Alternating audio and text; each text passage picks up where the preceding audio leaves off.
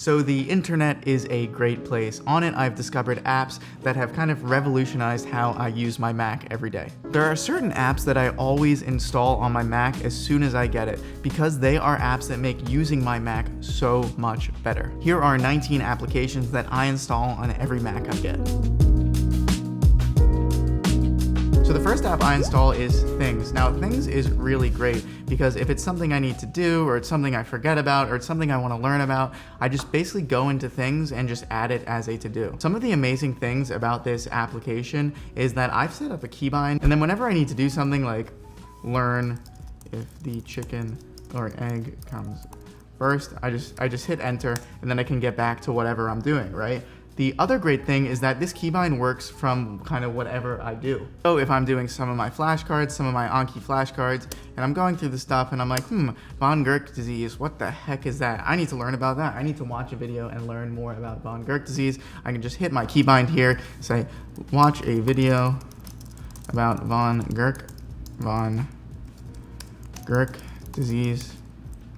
And then I hit enter, and then that's back, and then it's easy because I'm still in my Anki application. I can still study from this. Just later, when I go back to my to-do list, which I'll go back to later, is I can see, oh, listen, I need to learn about von Gurk disease, and then I can go do that. The other great thing about this application is that you can put things into categories. So as you see on the left here, I have kind of instruments that I want to do more about, meat things, which teaches me things, life stuff, medicine stuff, learning stuff, YouTube ideas, passive income, family and friends, hobbies, health, bucket list. And what I'll usually do at the end of every week is I'll take this list and kind of transfer it into Notion, which is an app I'm going to talk about later. But Notion basically is where I kind of keep my life organized. And what I'll do with Notion is I'll kind of take these things that I've done earlier and put everything from this into a Notion thing. Some quick things I love about this Things app is I love dragging and dropping. So if I want to do, okay, I want to learn about where the chicken and the egg comes first, I can just drag it into learning, and that's there, and it tells me what happened. The other good thing is that I can use keybinds if I want to do that more quickly, right? So if I undid that with Command Z, what I just did, and then I hit Command Shift M, I can move it, and then I can move it to wherever I want to go. So if I needed to move it to learning, I do that, and I just enter, and it's moved. And that when you get good at it, you can do these things kind of pretty quickly. And that way you don't need to kind of drag and find things. You just do Command Shift M, search for what you need to do, Philly stuff, and then you hit enter, and bam, it's there. Some other keybinds I like is when you hit plus, when you hit the space bar, it'll create a new to-do, so you can do that. And if you want to add a date to something, you just hit Command S, and it'll pick the date. And what you can also do is say, okay, I want to do this time, but also I want to set a reminder. And you can set a reminder, which will pop up on your phone later. Okay, on June 23rd, I'm going to rewatch Madagascar 2 because I wanted to watch it, and I'm going to watch it. And another good one is if you're writing a list and you forgot to do something, you just do Command Alt K, and that cancels it. And I kind of like that because instead of just deleting the note, it kind of cancels it. So if you can go back later to the logbook and you can see, oh, I actually did this, but I got rid of it. The other awesome thing about this app is that you can open a new to-do list in a new window. So if I want to open up my Life OS thing, I can just right click it, hit open in a new window, and then wow, I can see kind of, okay, I need to put this thing about people going here, all this kind of stuff, all that good stuff. So the next application I want to talk about is Chrome. I really like Chrome because it's just the one I really use the longest, but I think it's pretty simple. Usually the extensions work much better on Chrome than they do for Safari, at least in my experience. And also, I kind of like the little adjustability things you can do. I'm sure you can do this with kind of other home pages. But for example, here, I kind of on this page, I have my most frequented websites at the bottom here. I have this search bar, obviously, and then these pictures kind of rotate every kind of day, which is nice to see a new cool picture. And you can set this all up by kind of just going to the bottom right of your Chrome browser here and kind of just editing whatever kind of thing you want to do in the background. For me, I just want to see kind of rotating landscapes, so I just hit landscapes and it just rotates them with the refresh daily here, which is cool. It syncs across devices, so if I'm browsing on a tab kind of on my computer and then I pick up my phone to kind of look at a tab, it'll pop up there. The next app I'm going to talk about is Alfred. Now, Alfred, the productivity god himself, swears by, so I was like, okay, if the productivity god himself does this, then I gotta try it out. Just like I can do a to-do from any place in my computer with that keybind that I've set, I can also do a search for Alfred kind of on any part of my computer with my keybind, which is Alt Space. What the good thing is what you can do is you can type something in and then this huge list will pop up. And then instead of actually clicking on anything on your computer, you can say, okay, I want to do the first thing accepted. I'll just hit enter.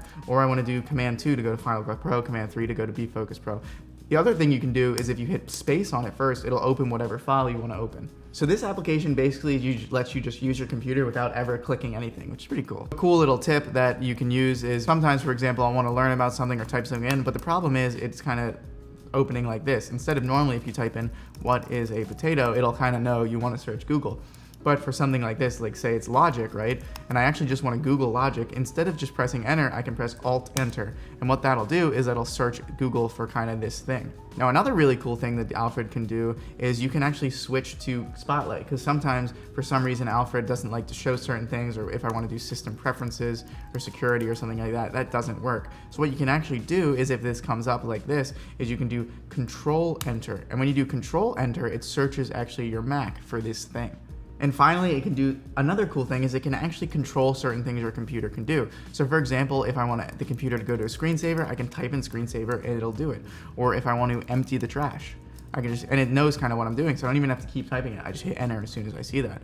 The other thing, it can lock your computer, it can restart, and it can shut down. And you can also command it to do other things. You might need the special version of Alfred to do certain things, but yeah, it's a pretty cool app. The next application I install is NordVPN. The sponsor of this video is NordVPN. NordVPN is a service that I have been using for years, even before they approached me for this sponsorship. NordVPN is great because it secures your internet connection against malicious attacks from the internet, all while maintaining breakneck speeds. In fact, NordVPN hides and encrypts your real IP address and identity while also protecting you from malware thanks to CyberSec feature.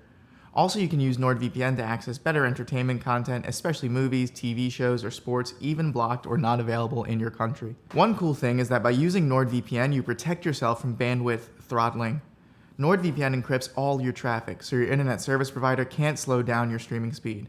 Its easy-to-use service has integration available for every possible device. So disguise your IP address, secure against external attacks, and access better streaming content with NordVPN, all while maintaining blazing fast internet speeds. Go to NordVPN/Zach Highley to get 73% off the 2-year plan and 4 extra months free. And remember, you have a 30-day 100% money-back guarantee. You can try it risk-free. Again, that's NordVPN/Zach Highley to get this huge discount on a 2-year plan plus 4 additional months for free. Thank you again to NordVPN for sponsoring this video. Now back to the video. So it gives me a more secure connection when I'm connecting my devices and stuff to the internet. I use NordVPN when I'm studying or connecting from like coffee shops or from the airport or stuff like that, because I don't really like connecting and sharing all my information over this free public Wi-Fi. And honestly, the way I think most people like to use it, the way I've probably used it the most, is streaming. So when you click on a certain location, like I can go to wherever I want to go to a location.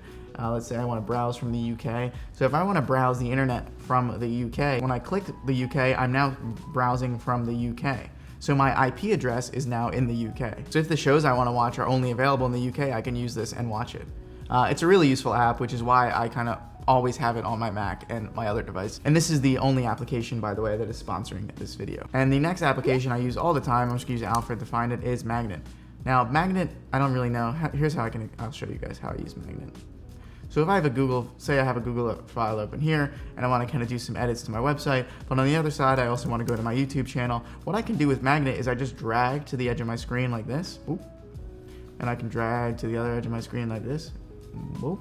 And then it just creates kind of 2 windows like this, so I can kind of scroll through the internet and stuff like that. And the really great thing about that is, especially when you only have 1 monitor, now luckily I have 2 monitors, but if you only have 1 monitor, this is really important and like nice to do, and you can't really do that if you only have 1 monitor. Because a lot of times you'll be writing something or working on something, right?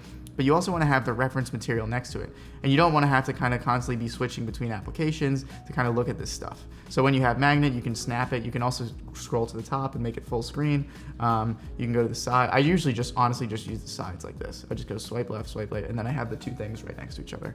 So the next application I use all the time is Spotify. Now, I think Spotify is probably just the best music application. I love it. It's the easiest thing. It syncs to all my devices. You can download songs, which you didn't used to be able to do, and it's great. But I really like, the ones I use most are kind of a running playlist, which I made, an epic music playlist, which I use to kind of study for weightlifting. This is what I use to when I'm kind of like writing scripts and kind of working on videos and stuff like that. This is like for early morning when I'm just listening to music when I want it to be really quiet, and I like to listen to Joe Rogan and stuff like that. But yeah, it's pretty good. Okay, the next application we're going to talk about is Anki. Oh yeah, Anki. You didn't think we'd get through this video without talking about Anki, did you? Oh, we didn't. So what Anki is it's a flashcard application that basically automates spaced repetition so you can remember things for longer periods of time and without having to schedule them yourself. And Anki is my most used application on my computer. I usually use it for around 3 to 5 hours every day, and this because it's the main way I study. I just go through these different kind of flashcards and I learn these things from these flashcards. And I have a bunch of other videos on Anki if you want to learn more about it. I'll link a video above, but I talk about this a lot on the rest of my channel. So the next application I'm going to talk about in the same kind of theme of studying is an app called Focus Pro. So if I just open this like that guy, you can see it brings up this window on the top right, which is a timer. Really, that's all it is. It's just a timer. But what it does is you can edit this and stuff like that to do different timing sessions. But I have it do kind of 25 minutes, which will count down from here on the top right, and then I'll take a 5-minute break, and then 25 minutes, 5-minute break, 25 minutes, 5-minute break. And you can see that it'll hit the long break after the interval, and I have that kind of long break set as kind of 15, 20 minutes. So the next application I'm gonna show you guys is Notion. Now, I use Notion for pretty much every single thing in my life. I'm gonna make a video about this later, but it's kind of just how I organize my life, school, and kind of this whole YouTube channel thing. It really is more than just a note-taking application, because what you can do is you can create kind of it's so customizable that you can just create all kinds of different things within these lists. So I have these kind of toggle lists on the left, and then within these toggle lists, I have different things. Like for example, in my Life OS thing, I kind of track my fitness, I track the money I put in stuff, wish list, end game, all this kind of stuff that I like to do. And again, I'm gonna make a full video going into every single one of these categories, so don't worry, it is coming, I promise. So the next application I'm going to talk about is Notability. Now, Notability is just really my favorite thing for taking notes on PDFs. Now, if you've watched one of my more popular videos, you know that I don't really take that many notes on PDFs and stuff like that anymore. But if I'm ever going to do that, if I'm ever going to annotate a PowerPoint or write myself down some stuff, I'll use this just because it's so easy to use. It works really well on my iPad for writing stuff down, and I just like it a lot. And I also like how on the left here you can categorize and collate kind of all these different things. So when I was first starting medical school, these are individual presentations, so I get lots of presentations. And the reason I like this in the beginning when I started med school is because I put all these presentations kind of into these categories, and then I can easily go, instead of going to Finder and having to kind of track down everything I download and all that good stuff, I can go into each week that I was studying and kind of say, okay, during this week we did all these presentations, so I know I need to learn about these kind of different things. The next application I install is called Reader, and I really like Reader because it allows you to kind of follow all the blogs you can kind of follow on this one kind of nice location. And what it does is every blog you follow will pop up on the left here, and then it'll come up here on the right, and you can click on one you like and kind of click on it and say, oh, I can see that Zach Highley posted a new article here, and I can read through it and stuff like that. The only kind of confusing thing is that this Reader application is taking input from another application called Feedly.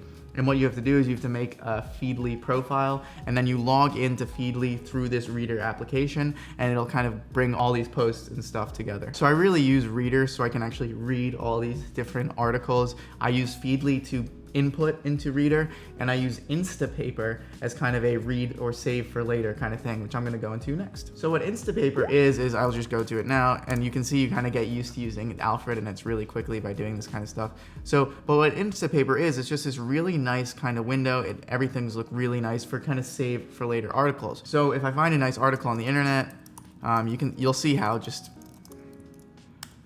quickly kind of this becomes the thing to do, is just use this stuff. So if I find a nice article on the internet and for some reason I want to save it later, I want to save the page or something like that for later, what I can do is on the top right, you see there's this little icon for Instapaper. So if there's an article I really like or something, what I'll do is I'll just click it, and then it'll automatically save it to Instapaper, and then it'll populate kind of here on this list. And the great thing is, you can see what it's doing right now is it's downloading it. Now this is great because what I like to do a lot is, what I'll do before I go on a plane journey or a long kind of journey or something like that, is I'll go through my Reader thing and I'll find a bunch of articles that I want to read later. I won't read them all, but I'll find articles that I want to read later. And if it's an article I want to read later, I'll just click here and add it to Instapaper. And the great thing is when it goes to Instapaper, as I just showed you, is this article is downloaded. So this article is now physically on my computer. It could be, which will physically link up with my phone, which will physically link up with my iPad. So then later when I'm on the plane or when I'm on a train or bus car, whatever. You can open up Instapaper and you can go straight to this article and it's downloaded. And then you can read the article like as you wish, because you don't need to download it on the internet or anything like that. So this took me a while to figure out because I really wanted a nice way to kind of look at articles that I saved for later. I really wanted a nice way to kind of collect all the blogs that I like to read and stuff like that. So this was the best. Honestly, this works amazingly and I love it. So again, what I do is I use Feedly to subscribe to different blogs. And then I use Reader to bring together all those different blogs. And then I use Instapaper to save for later different things and stuff like that. That way I can save them onto my phone or iPad when I have long trips or long time to read articles. I'll just go to Instapaper and be able to see these downloaded articles on my own. Enough with blogs and stuff like that. The next one we're gonna talk about is VLC. And all VLC is just a different kind of place where you can play kind of any kind of media and stuff like that. When I switched over to this new M1 kind of Mac computer and stuff like that, a lot of the videos and media and stuff like that were trouble playing kind of on my computer. So what I did is I downloaded VLC, which now I downloaded on every computer, and I can just drag whatever I want to in here and it'll be able to play or watch pretty easily. The next application is Final Cut Pro. Now, I spend a lot of time on Final Cut Pro. I'm editing these videos and all that kind of good stuff. And I think it's a pretty good editing application. I mean, it's the only thing I really know how to use. It's what I learned how to use from the beginning. So I guess I do like it. But again, I have really no other reference point or anything like that. It's just kind of the thing I use all the time. So I've kind of gotten used to it. And there's a bunch of things, specific things about this application that I like. I think I'm gonna make a Skillshare class on kind of how to edit videos, the way I edit them and stuff like that. But yeah, it's pretty nice. You can see sometimes it's a little laggy and stuff like that. But this is from the last vlog, which I did. Now the next application is Lightroom, and I really like Lightroom. Unlike Final Cut Pro, which I'm kind of feel in between about, Lightroom I really like, because before I got into this whole YouTube thing, I had this small Sony camera and I liked editing photos and stuff like that, and I love playing with these sliders on the right here and stuff like that, and you can see you can change the contrast, all this kind of good stuff. And I don't know, it's just, I always was amazed that if you take a raw photo, then you bring the photo into Lightroom, you do some fancy editing and stuff like that, and it can really transform the photo. It's pretty cool. Okay, the next application I'm going to talk about is Photoshop. Now, when I didn't really know much about Photoshop, I thought it was just kind of what people did to kind of remove things from photos and, you know, put people's heads on other people's bodies and all that kind of fun stuff. But really, it's just a nice way. And again, I am such a noob. I am such a novice at Photoshop, but I really just use it for my thumbnails. So when I make my thumbnails, I like to kind of blur the background a little bit more than what my camera naturally does. And I also like to add text, maybe a little bit of vignetting at the lefts and at the corners, maybe blurring certain other things out, maybe making myself a little bit brighter than the rest of the background, all this kind of little things. But yeah, it's cool. I'm still, again, really new to this and learning a lot, but it's really nice to add text, blur the background for me. Now the next application I use a lot is Google Drive. And the reason I really like Google Drive is because, and the reason I like to have it here is because I like to have the actual drive just on my computer, and it's not actually saving these files to my computer unless I tell it to do that. But it's easier to access these files kind of from here instead of going to Google, finding Google Drive, and so on and so forth. This way I can just like kind of drag and drop files in, I can open files much more quickly, and it's just nicer to have this application on my desktop as an app as opposed to going through Chrome, going through Google to find Google Drive. And the other cool sneaky thing is that when you have Google Drive on here, you can use it with Alfred. If you don't have Google Drive on here, you can't search your Google Drive on the internet with Alfred. The next application I use all the time is Handbrake, and Handbrake is pretty good just because a lot of times, and again, using this new Mac and using different computers, there are certain videos that certain softwares don't like the way they're formatted. So what you can do with Handbrake is you can just convert these videos to kind of any video format you want. For example, if you want to make the master version into a smaller version, you can change it like this. You can make the video for Vimeo or something like that. You can make the video so it works better on certain devices. You can make the video so it works better in different software environments. It's just you can do a bunch of different things. So this is a free kind of software you can do, just like VLC.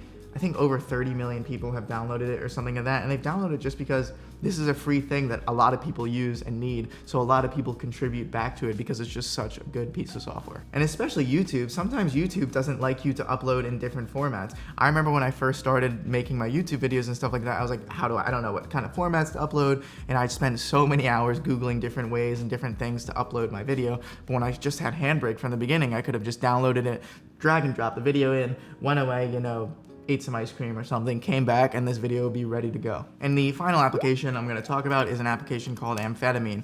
And Amphetamine's great because what Amphetamine does is it'll just stop your computer from going into like screensaver or like powering down or sleep mode or whatever. And the reason this is really good, or I like it a lot, is a lot of times I'll be uploading something to Google Drive, exporting one of my massive Study With Me videos from Final Cut Pro, and it's really annoying when you go to bed and you do this, and you're like, oh, in the morning it'll be ready. And then you wake up, you found out your computer went to sleep, the hard drive went to sleep, and nothing went forward. And also a lot of times when you freeze things like this in like Google Drive or uploading to YouTube or getting something from Final Cut Pro, it kind of messes it all up. And then you have to redo everything together. You have to re-upload the video, re-export the video, and it's just annoying. It's really annoying. But this app is great because I just open it up and I can say, okay, I never want my computer to go to sleep forever, or a certain amount of minutes or hours. And also you can have it do while a different app is running. So if I'm exporting an application from Final Cut Pro or something, Final Cut Pro will pop up here and I can click Final Cut Pro, hit select, and the computer won't go into sleep mode until that stuff is done. You could use Chrome if you're uploading to YouTube or anything like that. But that is it. These apps really make using my Mac so much nicer. But if you made it to the end of the video, thank you so much for watching, and I will see you in the next one.